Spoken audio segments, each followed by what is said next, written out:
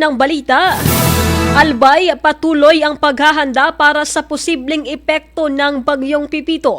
Mahigit 172,000 na residente ililikas dahil sa banta ng pagragasa ng lahar. Ang buong detalye ng balita nasa linya si Megapo Patrol number 25, Lea Lolo. Bicol Network News Report!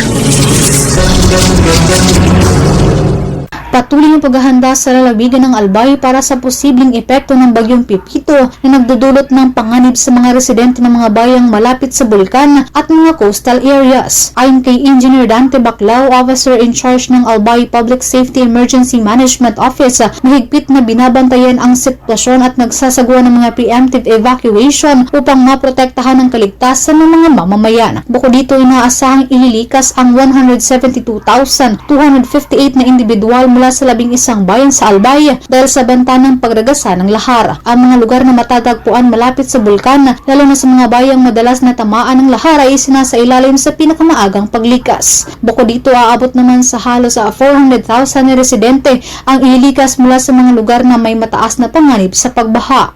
Ayon kay Baclao, matinding pagbuhos ng ulan ang inaasahang dulot ng bagyo, kung kaya't itinututok ang mga paghahanda sa mga flood-prone area. Samantala, may karagdagan 168,000 na katao rin ang inaasahang ililikas dahil sa banta ng landslide sa mga bulubunduking lugar. Tinatayang mahigit 300,000 naman na individual ang inaasahan ding ililikas dahil sa banta ng storm surge na dulot ng Bagyong Pipito. Samantala, tiniyak ni Engineer Baclao na ang buong lalawigan ay nakahanda at may mga rescue teams na naka-standby upang agad na tumugon sa mga emergency situation. Gayunpaman, pinapaalala niyang mahalaga ang kooperasyon ng bawat isa sa mga hakbang na ipinatutupad upang matiyak ang kaligtasan ng buong komunidad sa gitna ng banta ng Bagyong Pipito. Para sa Bicol Network News, ito si Megapo Patrol number 25, Lea Lolo, tatak tunay na serbisyo.